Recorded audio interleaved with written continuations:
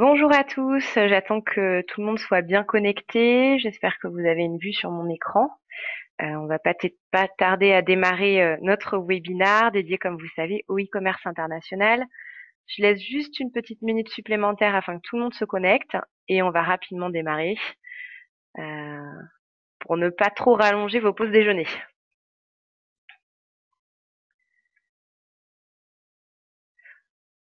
Bon, je vois que tout le monde est à peu près connecté. On va se lancer et puis ceux qui arriveront en retard rattraperont le fil de l'information au fur et à mesure. Bonjour à tous et bienvenue au webinaire de Content Square qui est dédié, comme vous le savez, au e-commerce international et aux différentes habitudes de navigation des internautes dans le monde. Alors ce webinaire va durer une petite trentaine de minutes et je vais vous présenter les différents enseignements que Content Square et ses équipes ont pu tirer de leur expertise internationale. Alors bien sûr, on ne va pas voir en détail tous les pays du monde entier, mais le but est vraiment de vous donner des pistes de compréhension pour pouvoir adapter vos sites internet en fonction des habitudes locales de vos internautes. Chez Content Square, en tant que spécialiste de l'expérience utilisateur online, on sait depuis longtemps maintenant qu'un internaute chinois ne surfe pas de la même façon qu'un internaute allemand, qu'un internaute italien. On va beaucoup parler aujourd'hui d'habitudes de navigation, en essayant de regarder quelles sont les priorités des internautes dans le monde lorsqu'ils achètent, ce que j'ai appelé leur marotte. On va se demander si c'est le prix, la livraison, les conditions d'échange ou de paiement qui sont importants pour eux. Et on va aussi se demander ce qui pousse finalement les Français, les Chinois, les Allemands ou les Russes à acheter sur votre site e-commerce. Alors pour expliquer un petit peu le contexte de cette étude, parce que je pense que c'est important de revenir dessus, il faut savoir que chez Content Score, on travaille depuis plusieurs années maintenant avec des leaders du e-commerce, de très grandes marques et dans différents pays, et que au fur et à mesure du temps, en travaillant avec ces grands e-commerçants, on s'est rendu compte qu'il devenait vraiment nécessaire pour les e-commerçants d'adapter leur ergonomie en fonction des pays dans lesquels ils déclinent leur site. On en reparlera à la fin du webinaire, mais on ne peut plus aujourd'hui proposer le même checkout à un internaute français et à un internaute allemand. Il y a des spécificités locales qui sont à prendre en compte.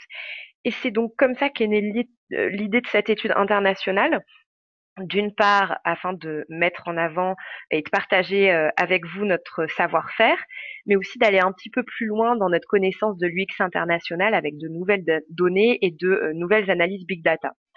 Pour info, cette étude a été réalisée cet hiver, donc en partenariat avec le salon e-commerce one-to-one que vous devez probablement connaître, qui est vraiment le salon leader pour les acteurs du e-commerce, lors duquel on a présenté ces résultats de façon conjointe. Euh, Dis-moi comment tu navigues sur un site internet, je te dirai qui tu es. Ce sera un peu le leitmotiv de cette demi-heure passée ensemble. En guise de préambule, je vais faire ça de façon très rapide, mais pour ceux qui ne connaissent pas encore très bien, je voudrais revenir un peu sur notre cœur de métier et très rapidement vous représenter Content Square. Notre métier chez Content Square, c'est simple, c'est d'optimiser l'expérience utilisateur et l'ergonomie de votre site e-commerce. Donc, on a développé et on propose aujourd'hui une solution SaaS qui vous permet d'analyser, de tester et d'optimiser vos parcours clients. Donc le bénéfice client est très clair. Notre solution vous aide à rapidement augmenter la performance de votre site et à augmenter votre taux de conversion. Notamment en 2014, on a été très heureux d'apprendre que Gartner nous avait élus comme l'une des technologies les plus innovantes au monde. Et on en est très heureux puisque ça prouve bien la force et la puissance de notre outil d'analytics.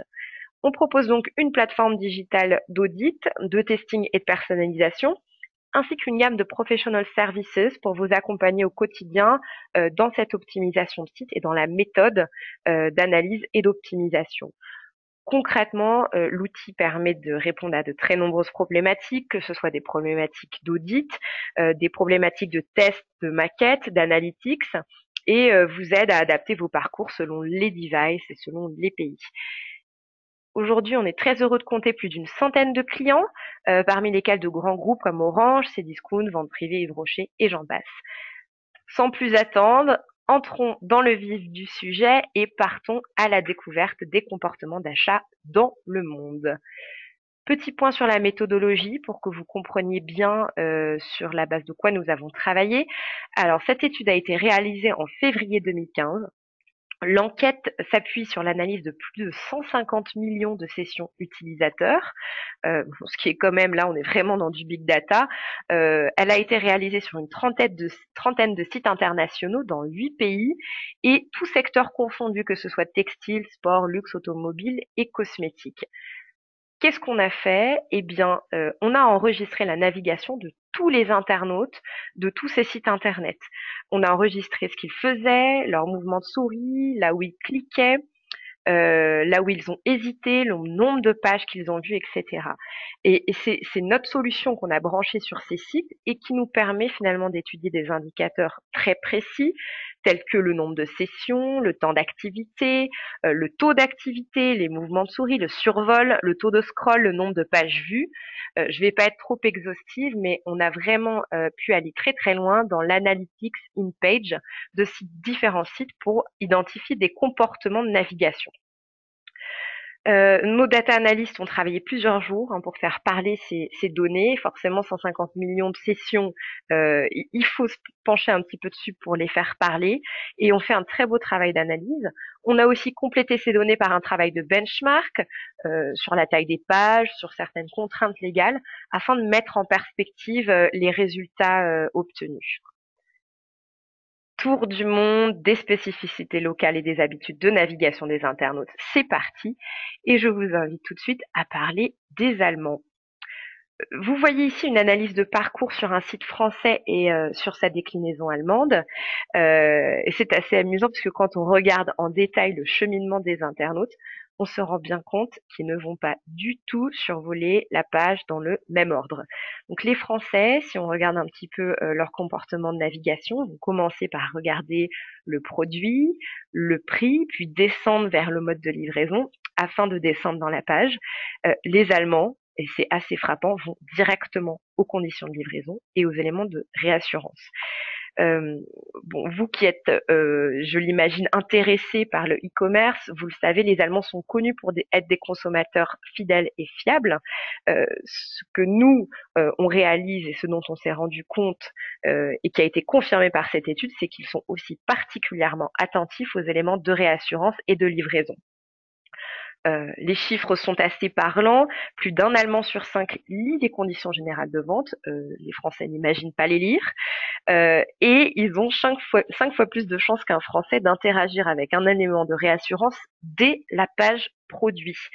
Alors, bien sûr, il y a des facteurs culturels qui peuvent expliquer ces données. Notamment le fait que le retour gratuit soit légal en Allemagne. Du coup, les internautes ont des habitudes de consommation assez différentes avec le e-commerce allemand. Ils vont commander en nombre, essayer les produits chez eux, si on est par exemple dans du textile, et renvoyer ce qu'ils ne veulent pas. Les taux de retour en Allemagne avoisinent les 50%. Donc c'est assez énorme et ça découle forcément de ces contraintes légales. Pour vous donner quelques suggestions d'ergonomie et de mise en page de vos sites en Allemagne, du coup, on vous conseillera de mettre bien en évidence les éléments de réassurance et les conditions générales de vente tout au long de votre tunnel d'achat, que ce soit en page produit, en home page. N'hésitez pas à mettre des icônes bien visibles pour que l'internaute trouve facilement ce type d'information qui lui tient à cœur et qui a un impact réel sur le taux de conversion. Partons maintenant en Chine, si vous le voulez bien.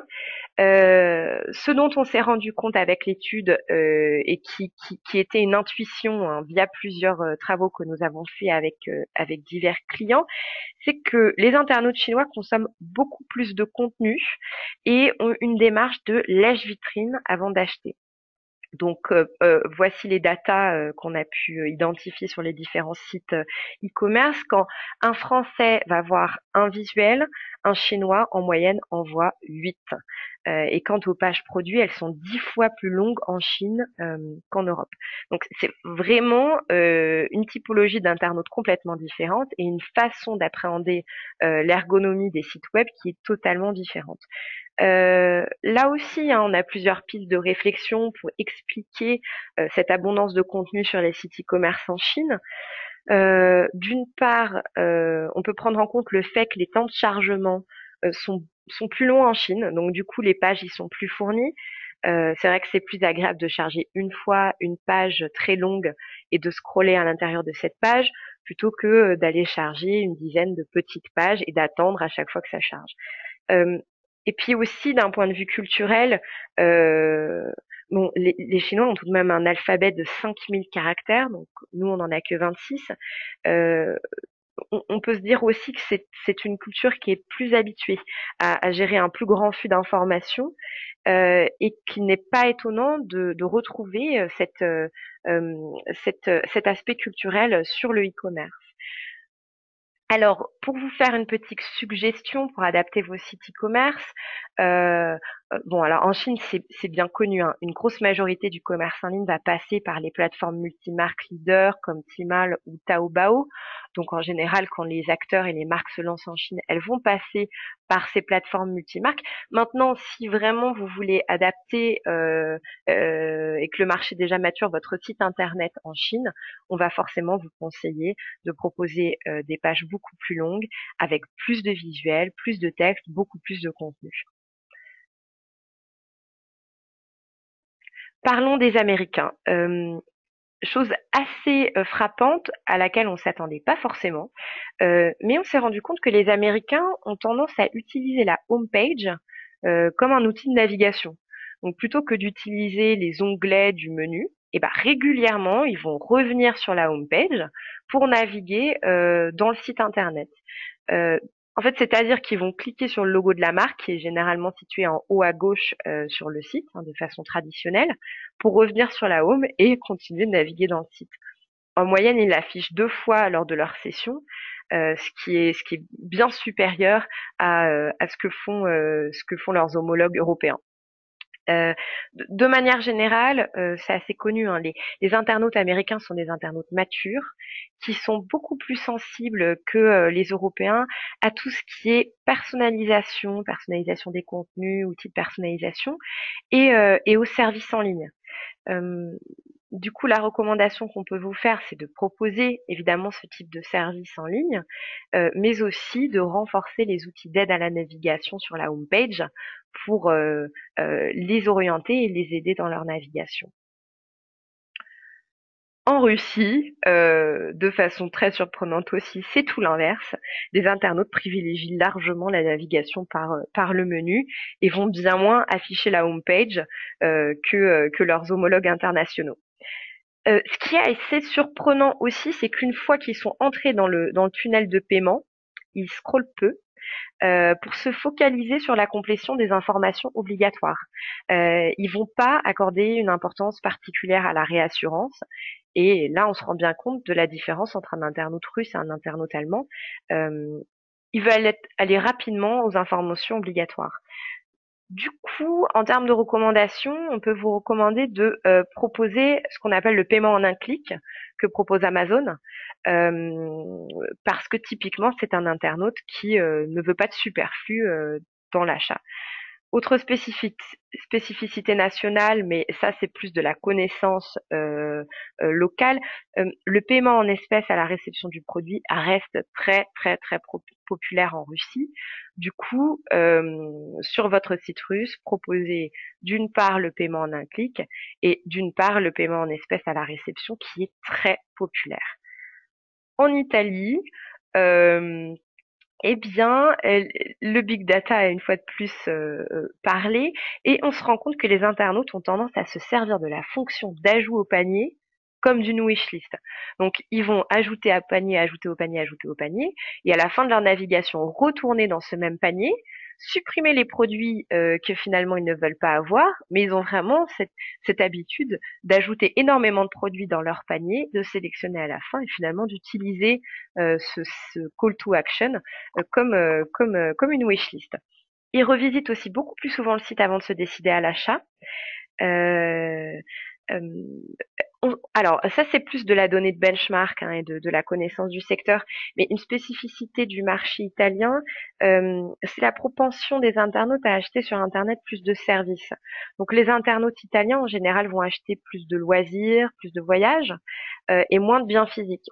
Du coup, quand on s'est intéressé au taux de conversion du secteur textile, bah, de façon assez peu étonnante, on s'est rendu compte que leurs taux de conversion en textile sont 2 fois inférieurs au taux français.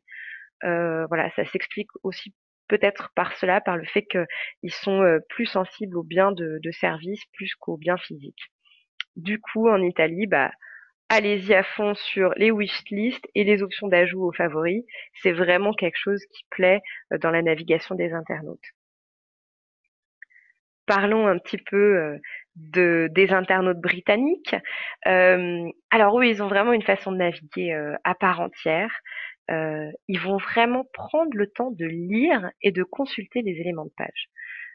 Quand on regarde vraiment quand on analyse le mouvement de leur souris, on se rend compte que bah, ils font très peu de mouvements avec leur souris. Ils scrollent peu, ils cliquent peu, ils survolent peu, et en fait, ils sont beaucoup plus dans une démarche d'observation. Donc, ils arrivent sur une page de votre site e-commerce, ils regardent le contenu, et après, conséquence de ce comportement, ils vont droit au but. Donc ils ont une très bonne appréhension des éléments du site et ils sont beaucoup plus rapides pour acheter que leurs homologues européens et internationaux. Ils regardent et ensuite, très rapidement, ils vont droit au but. Ils sont par ailleurs connus pour faire partie des plus grands consommateurs online en Europe, hein, avec une forte appétence et aisance web. Et du coup, cette rapidité dans la navigation et dans l'achat peut aussi s'expliquer par cette appétence forte pour le digital. Du coup, au Royaume-Uni, l'internaute est très mature, hein, donc c'est un conseil assez simple, mais voilà, on vous exhorte à mettre les éléments décisifs à l'achat au-dessus de la ligne de flottaison. Parlons un petit peu de l'Espagne. Bon, sans surprise, et c'est très lié à la conjoncture économique et à la crise, eh bien, on se rend compte que les taux d'atteinte de page panier et les taux de conversion sont les plus faibles d'Europe.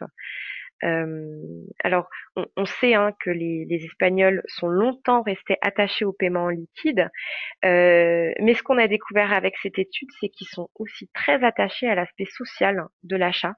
Et cette dimension est très forte. On la retrouve beaucoup dans le e-commerce, dans lequel cette convivialité de l'achat se recrée via les avis clients, les blogs et les forums. Tout ce qui est recommandation et communautarisme sont vraiment des facteurs clés pour l'achat en ligne en Espagne. Du coup, allez-y, proposez des témoignages clients et des widgets sociaux. C'est une attente des internautes et c'est un facteur clé pour l'achat. Enfin, partons un peu en France. On finit par ça. Euh, alors, on a beaucoup rigolé en interne chez Content Square en se disant que finalement l'internaute français est un internaute radin. Mais sans arriver à cette conclusion, ce dont on s'est rendu compte en tout cas, c'est que la dimension prix est absolument primordiale pour l'internaute français. Euh, c'est connu hein, pour les e-commerçants français, mais l'internaute français est attiré par les prix bas, attiré par la gratuité de la livraison.